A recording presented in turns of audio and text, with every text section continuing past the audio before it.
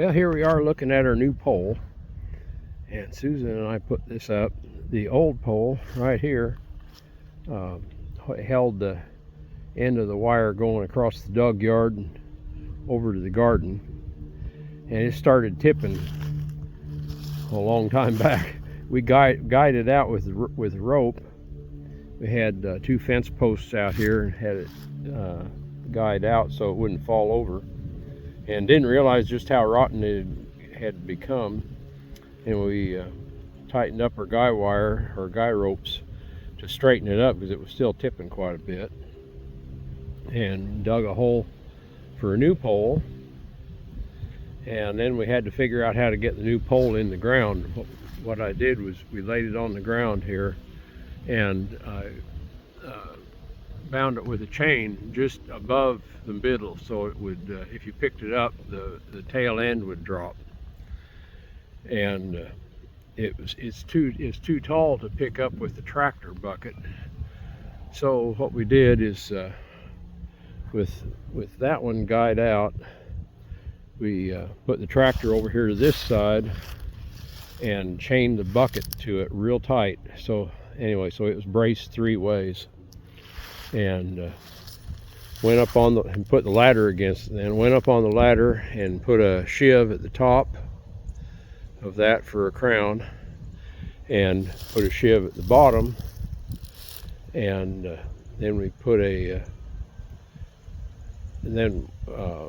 we put the RTV out here, Kubota RTV, put the RTV out here, had the rope come into the bottom shiv, go up to the crown, over the crown,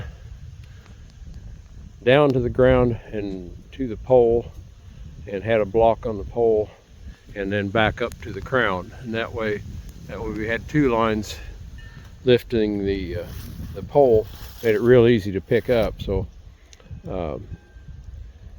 Susan got in the RTV. You saw in the first picture, you could see the RTV out there with the rope. She backed it up, picked up the pole, and I just placed the butt of it down at the hole and stopped her and had her drive forward. And when she drove forward, it went right in the hole, and we straightened it up, tamped it in. And then this pole was still wanting to lean real bad, so what we did is I took a chain and boomer and pulled that old pole in tight, and that brought my wire over close enough to this pole that I could work with it. And we drilled through the new pole, pulled the bolt, stuck it in the, pulled it out of the old pole, stuck it in the new one, and bolted it up, and used cam buckle straps to hold my wire while I did that. Just put it in 2 cam buckle straps around there to pull on my wire. Put it right in, and now we've got a new light we're going to put up. Got to go get a junction box and going to put a new light up. And this security light over here, we're going to move it over to the garden, and we'll have this project wrapped up.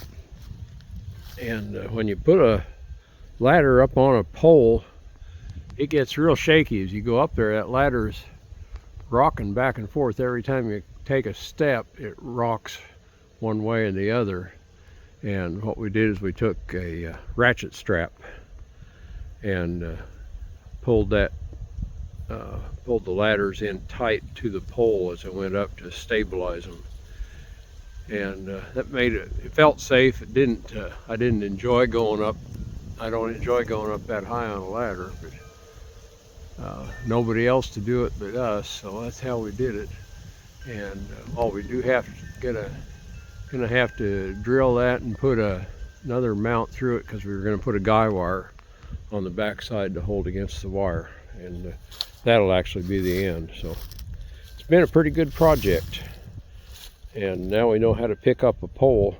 When we got done, I put the tractor bucket up against this before I unchained it, and I unchained it, and boy, it leaned right over into that tractor bucket, and pushed that over with one hand, and it was ready to go. So guying it out 3 ways to use as a gin pole was necessary.